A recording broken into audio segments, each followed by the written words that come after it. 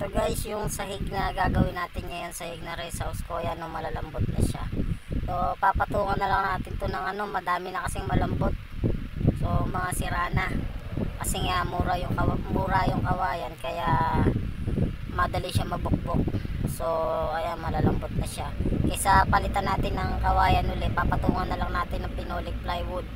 So libre naman yon, kinuha ko dun sa pinagamitan ng kapatid ko sa forma sa slab. So ito, papatong natin dito para matibay na siya. Yan, ito pinutol ko na guys, hindi ko na pinakita kasi medyo umuulan pa sa labas, so mahirap magtrabaho sa labas. Kaya dito na lang tayo magtatapos ng mga pinagputulan. Yan, yung mga kanto na to, yan.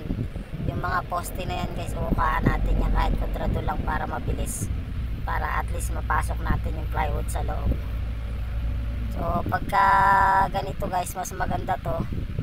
Tapos ito, konti na lang pala idudugtong natin dito. Kapraso na lang, yung grinder ang ginamit natin dito, pangkat, para mas mabilis. Ito na nga, screw nga pala yung ano natin dito, pinix natin ng screw. So matibay siya kaysa sa pako, kasi ang pako pagka natatapakan mo siya, lumuluwag. O yan guys, so ililinisin na lang natin ito guys ngayon. So yan nga, para makatipid tayo, gawa-gawa lang tayo ng paraan. Kung ano lang yung materials na available, yun ang gagamitin natin para hindi na tayo gumastos. Siyempre Mr. DIY, always low budget, diba? Kaya yan guys, maraming salamat nga pala.